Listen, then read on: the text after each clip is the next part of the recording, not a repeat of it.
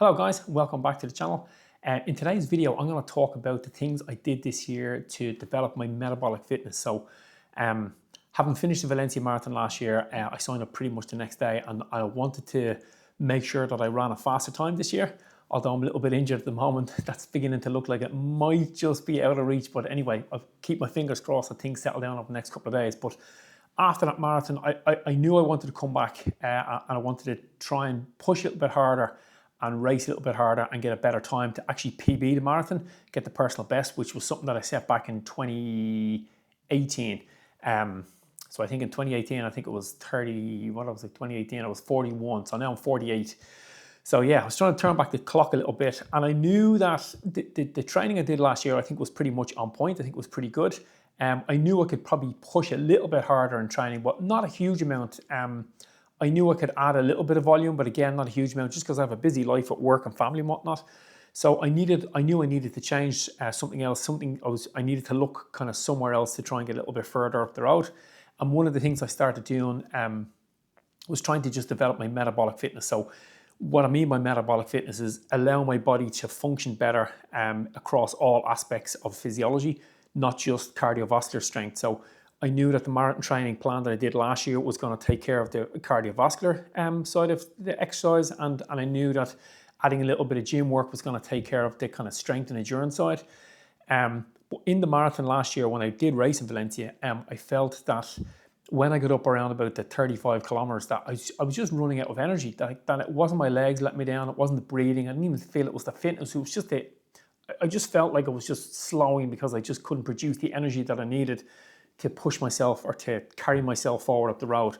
And when I got to thinking about that kind of in the race and certainly after the race, is that I just wasn't able to access the energy from the storage that I have in my body. So what that means is my ability to burn fat as a substrate once I got into the latter stage of the marathon was probably inhibited a little bit.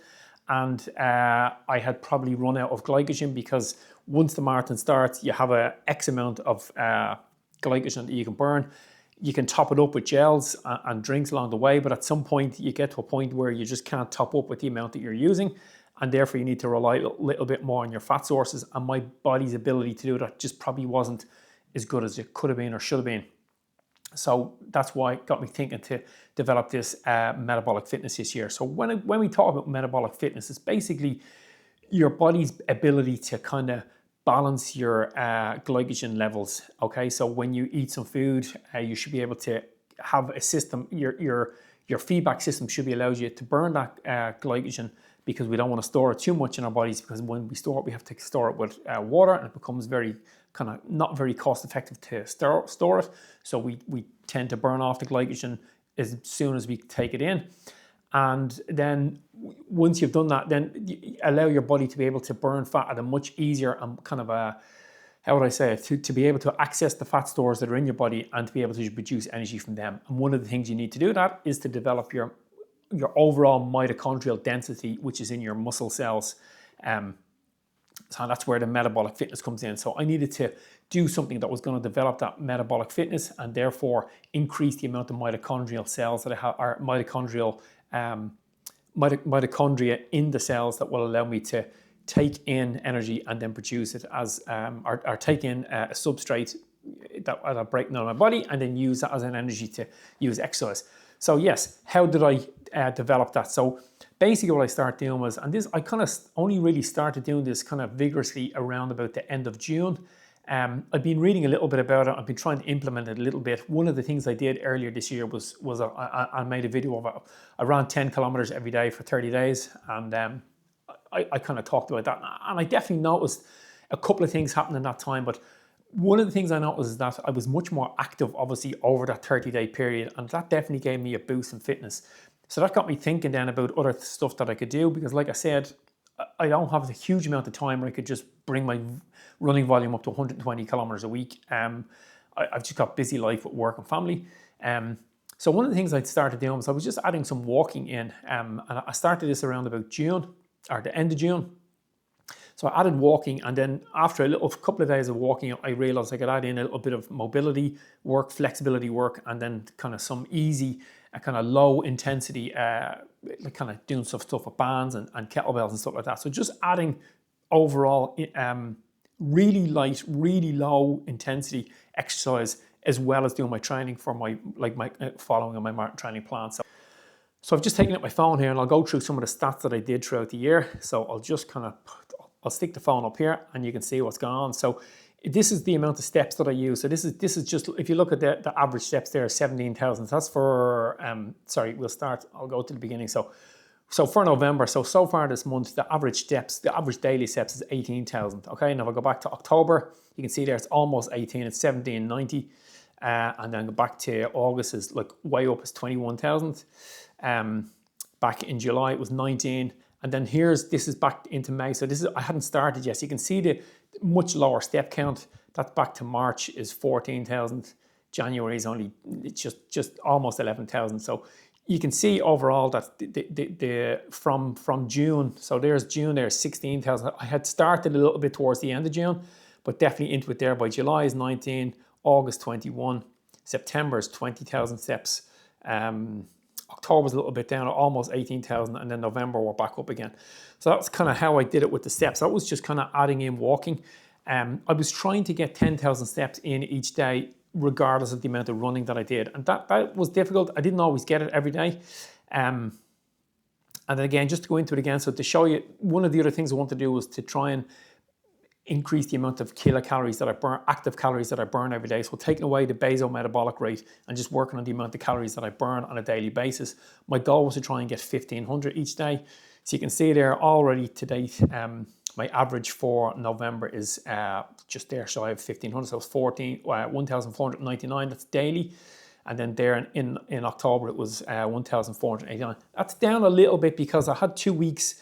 I kind of a slight bit of a taper going into double marathon and then an easy week after double marathon, but still, it's still up pretty close to the 1,500. There in August, you can see it's a little over 1,500. And then there's, that's July is 13. It was on holidays in July. And then you can see how low it is. So that's, I'm flicking through this, sorry. So there's June there, is this before I started. So it was only 1,100 per day. May is 1,100. April, just over 1,000 again, 1,100. So you can see there was a big jump from when I started. There's last year, not even reaching 1,000. So as I flick through there, you can see there's June again. So I hadn't started in June or just started the end of June. And then there's July is definitely up, August up, September. So that's pretty much what I was doing with the steps. And then the last thing that's quite interesting is if I go to the month and you can look at this is the daily active, the time spent each day doing exercise. Now, I was still trying to have 1 day off a week, and the long runs on Sunday kind of bring it up because the long runs on Sundays have been up around 2.5 hours. So they bring out the overall average, but you can just see there the daily average time spent exercising. And a lot of this is just the walking is just 1 hour, 32 minutes. So that's for November so far. October's 129. September's up there, all up above an hour and a half. And then we get back there, it's July is an hour and a half, and then there you go, June. So this is before I started, it's just an hour, and I go, well, look, May was 52, so I was always getting around the 50 minutes was kind of the average if I go back to the months, and that's last year training for the marathon. You can see, so this is in the middle of marathon training last year, 1 hour, 2 minutes, 59 minutes, 1 hour, 1. So basically what I was doing there was I was doing marathon training, but I wasn't doing any walking or supplementary stuff I was just literally working on the marathon training program and not worrying about anything else. So there's 2 days a week where I work in a clinic up in Castleblaney. And when I'm up there, quite often I wouldn't be very active. I would just go in, I would treat patients. I could be walking around the table as I treat patients, but quite often my footsteps for the day be like maybe 3,000 when I get home and go to bed at night and realizing. And that's something that was on my mind. So I've changed that now. What I do is sometimes I leave the house like 10 minutes early and just have a little 10-minute walk before I go into clinic.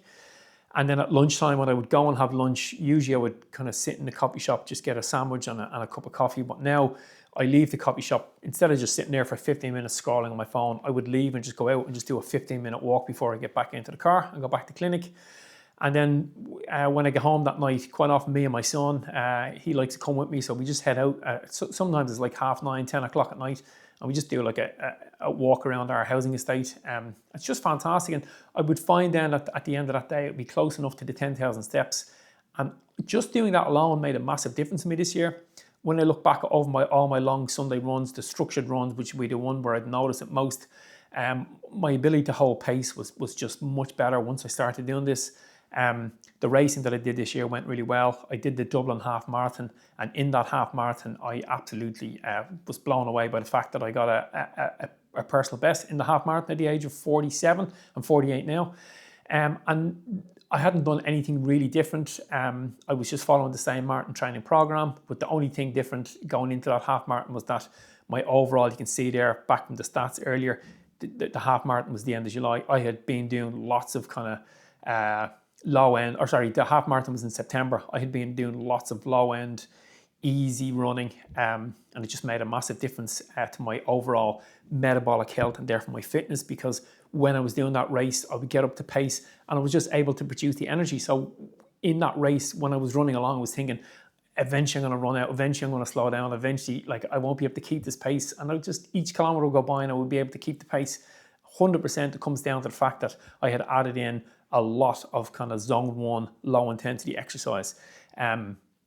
Yeah, and I think now, like I said at the start of this video, I'm a little bit injured now. Last week there was a storm in Dublin, and over 2 days, and I did some treadmill running. I did 2 days of heavy treadmill running where I did a tempo workout one day and an interval workout. A tempo workout on the Wednesday, ran easy on the Thursday outside, and then an interval workout on the Friday. And I have quite a lot of foot pain. I think I strained one of the joints in my foot as a result of that.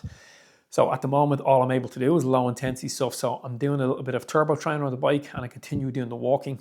I did run last night and it went fairly well, but the pain was definitely still there.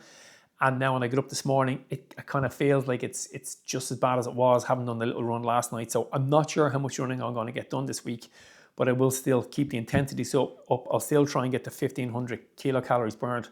I'll still try and get to 10,000 steps, because doing that at a low rate is going to keep my fitness still pretty high. I don't think I'm going to lose much going into Valencia, but it's just annoying, and the confidence takes a knock because I'm not able to do the sessions that I want. I wasn't able to do my long run last Sunday, which was a quite important one. I've got a long run this Sunday. I'm not sure if I'm going to be able to do that, but there is confidence and there is calmness coming in knowing that I can still keep the metabolic fitness going, and therefore should be all right in terms of the cardiovascular fitness. But we'll see how we go on over the next couple of days. Anyway, that's it for this video, guys. I just thought I would kind of give that brief outline on what I did in terms of my metabolic health and how I improved it before I go live. So I'll be going live this Friday. Like I said, if you follow the channel, I'll stick up the little, you'll see the little promo coming up, the thumbnail will be coming up telling you the time. I'm not sure of the exact time yet, but like I said, if you just follow the channel, hit subscribe, you'll see the thing coming up. And if you follow me on Instagram at RunSensible, I'll definitely announce it there. What time I'm going to be on live at? In the live stream this week, I'll be talking all about metabolic fitness. I'll be talking about exactly how I did it, what it was I did, how I went about it. And I will also explain to people how they can start, how they can kind of interact it into their, or incorporate it into their training, which will make sense. And I'll give some kind of easy tips on best ways to do it and what it will do for you in terms of, we'll talk a little bit more about the mitochondrial health and other stuff that it will do in terms of cardiovascular health and also muscular endurance. So that's pretty much it for this video. Oh yeah, also in the live stream, I'll take any questions. So if you want to put any questions below that you would like me to answer in terms of my metabolic fitness and stuff you can do, then just put them below and I'll answer them all. I'll answer them here in the chat below, but I'll address them all in the live feed, and I'll go through and give as much information as I can to make it as simple and as applicable to anybody as possible. Anyway, that's pretty much it for this video, guys. I hope you all enjoyed it. Remember what to do between now and the live stream. Run far, run fast, but most of all, run sensible.